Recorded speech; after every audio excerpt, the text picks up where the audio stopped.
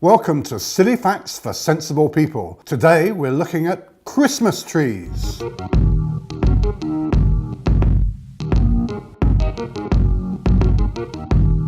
It seems like the whole world has gone crazy about Christmas trees. They're just full of crazy. It's terrifying. Each year, every December, Christians and non-Christians, believers and non-believers, all around the world, they surround themselves in Christmas trees. They are in our homes, in our offices, in shops, in bars, in restaurants, in public spaces, even in our cars. In the UK, 8 million real Christmas trees are sold every year. In the US, the number is 33 million. Around the world, that jumps to around about 150 million Christmas trees. Trees come in multiple types and sizes. Blue spruce, which is actually really green, Douglas fir, Norman fir, Norwegian spruce, Fraser fir, lodgepole fir, noble spruce, Siberian spruce, Scots pine, Black Hills spruce, white pine, white spruce, Korean fir, and so on.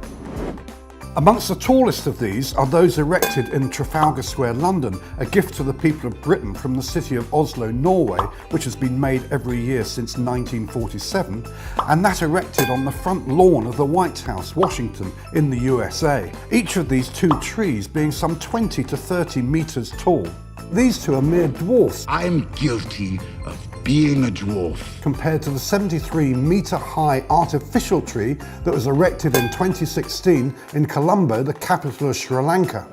Decorated with more than 1 million painted pine cones and over 600,000 coloured lights. And whilst we're on the subject, the electric lights which adorn our trees were first developed in the 1890s and became commercially available from 1903. So where did our present-day obsession with Christmas trees come from, and how did it develop?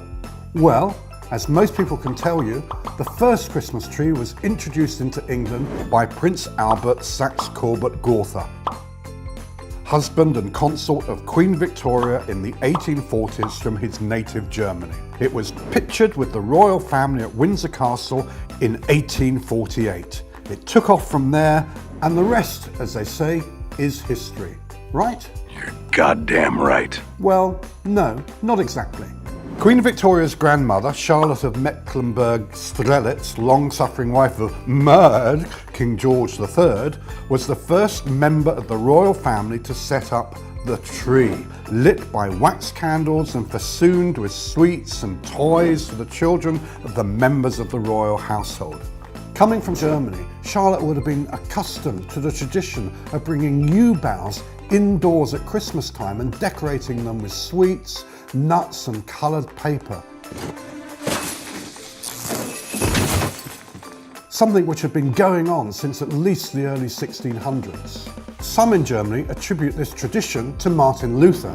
We've got some difficult days ahead. No, not that Martin Luther. Martin Luther, the 16th century religious reformer. On seeing the glistening starlight branches of a pine tree one moonlit night in 1536, he was apparently inspired to put candles on a fir tree inside his house. Similar customs appear in ancient Egyptian and Hebrew cultures. But it was from the tree-hugging Vikings and Saxons from Germany, Latvia, Estonia and Poland that our Christmas tree of today is most likely descended. Happy Christmas!